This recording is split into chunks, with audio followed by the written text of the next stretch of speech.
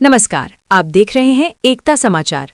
भक्तों की आस्था, जय श्री राम के जय घोष और अयोध्या जैसा नजारा। जी हां, आज हम बात कर रहे हैं वागड़ की अयोध्या कहे जाने वाले भीलूड़ा गांव की, जहां रामनवमी का पर्व कुछ इसी अंदाज में मनाया गया। डूंगरपुर जिले के भीलूड़ा में स्थित प्राचीन रघुनाथ मंदिर में आज सुबह से ही श्रद्धा का सैलाब उमड़ पड़ा। जैसे ही भगवान श्री राम के प्राकट्य का समय हुआ, पूरा मंदिर परिसर जय श्री राम के नारों से गूंज उठा। श्रद्धालुओं की भारी भीड़ को देखते हुए मंदिर समिति ने व्यापक इंतजाम किए थे। प्रभु श्री रघुनाथ जी का दिव्य श्रृंगार और फूलों से सजी मंदिर की देहरी हर किसी का मन मोह रही थी। आपको बता दें कि इस भव्य आयोजन का हिस्सा बनने के लिए केवल स्थानीय लोग ही नहीं, बल्कि पड़ोसी जिले बांसवाड़ा और सीमावर्ती राज्य मध्य प्रदेश से भी बड़ी संख्या में श्रद्धालु यहां पहुंचे। महाआरती के बाद जब प्रसादी का वितरण शुरू हुआ तो हर भक्त प्रभु की भक्ति के रंग में सराबोर नजर आया। मंदिर समिति और ग्रामवासियों के अटूट सहयोग से ये पूरा कार्यक्रम निर्बाध रूप से संपन्न हुआ। सभी ने मिलकर वागड़ क्षेत्र की सुख समृद्धि और खुशहाली की कामना की। इस भव्य आयोजन और श्रद्धालुओं की आस्था को लेकर क्या कहना है मंदिर समिति और भक्तों का, आइए जानते हैं। रामनवमी का उत्सव भीलूड़ा में रघुनाथ मंदिर में बड़ी भव्यता से, दिव्यता से, सादगीपूर्ण मनाया जाता है। एक समय था जब हमारे यहाँ प्रसाद के लिए हम लोगों को आग्रह करते थे और थोड़ा थोड़ा सहयोग, कभी चावल देता, कोई दाल देता, कोई क्या चीज देता, ऐसे सहयोग करके करते थे। और आज इस मंदिर के प्रांगण में प्रभु रघुनाथ जी के सानिध्य में 2029 तक यहाँ पर महाप्रसाद यह करने का कंपटीशन चला है और उनकी घोषणा हुई। अर्थात प्रभु के द्वार पर युवा पीढ़ी का आध्यात्म में इतना बड़ा लगाव यह हमको देखने को मिलता है। हम गांव के वरिष्ठ लोगों में से हैं, लेकिन हमारे जिम में कोई काम नहीं। हम यहाँ आकर के इनके बीच में खड़े रहते हैं। ये रघुनाथ जी के भजन कैसे होने चाहिए, कीर्तन किस प्रकार का हो, इस प्रकार से बाहर से जो लोग कीर्तन के लिए आते हैं वो पूरा तन्मयता के साथ आम जनता को, विशेषकर महिलाओं को उनकी ओर जोड़ लेते हैं और बड़े अच्छे भजन होते हैं। और निर्धारित समय 12:30 से 1 के बीच में राम प्राकट्योत्सव होता है।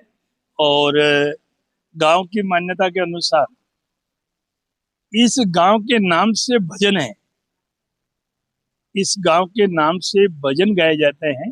भीलूड़ा सरकार कहा जाता है रघुनाथ जी को। और कई बार नई पीढ़ी बोलती है तो गवर्नमेंट ऑफ भीलूड़ा बोलती है, अर्थात ईश्वर की सरकार है, प्रतिनिधि की सरकार है। ऐसा यहाँ के भक्तजनों के मन में और लगातार बनाता है। मैं उन सब भक्तों का भी इस अवसर पर आपके चैनल के माध्यम से हृदय से आभार व्यक्त करता हूँ कि वे चल करके इस दर्शन करने के लिए आते हैं और इस प्रसाद भी लेते हैं, महाप्रसाद में भी भाग लेते हैं।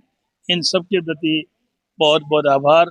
ये सत्य है कि हिंदुस्तान में ऐसी भव्य मूर्ति पूज्य महंत मुरली मनोहर शरण शास्त्री जब उदयपुर से यहाँ आए थे तब उन्होंने कहा था कि ये मेरे द्वारकाधीश है, क्योंकि उनकी जो चित्र जिस प्रकार का बना हुआ है वो कह रहे थे कि ये मेरे द्वारकाधीश है दिनेश जी।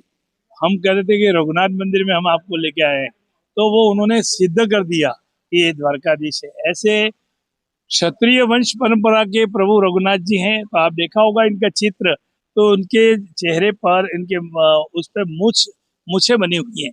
इसका मतलब यह है कि क्षत्रिय परंपरा के रघुवंश के राजा, ऐसा भव्य चित्र जिसमें लक्ष्मण और सीता साथ में हैं और 10 प्रकार के और गण उसमें जुड़े हुए हैं, ऐसी भव्य मूर्ति कहीं पर भी नहीं है। और अयोध्या में भी आज आप स्वयं अपना चैनल वाले होने के कारण से जाके देखें तो एक स्थान खाली है।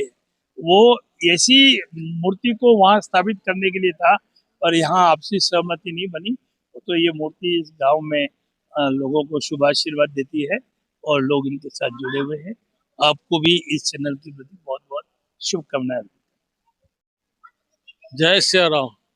वागड़ की अयोध्या नगरी भीलूड़ा हर साल यहाँ पर रामनवमी को राम जन्मोत्सव बड़े हर्ष उल्लास से मनाया जाता है। सुबह से ही श्रृंगार करने के लिए यहाँ के जो श्रद्धालु हैं, जिसमें डूंगरपुर से भी पधारते हैं, यहाँ के लोकल जो सेवक है वो भी हैं, संजीव रावल करके भी व्यक्ति हैं जो श्रृंगार में बहुत ही व्यस्त रहते हैं और अच्छी तरह से श्रृंगारित करते हैं। और राम जन्म का जो श्रृंगार है उसका दर्शन हमको 12:30 से 1:30 के बीच में श्रद्धालुओं को करवाया जाता है। यहाँ पर डूंगरपुर, बांसवाड़ा, उदयपुर और मध्य प्रदेश और गुजरात से कई श्रद्धालु रामनवमी के दिन आते हैं।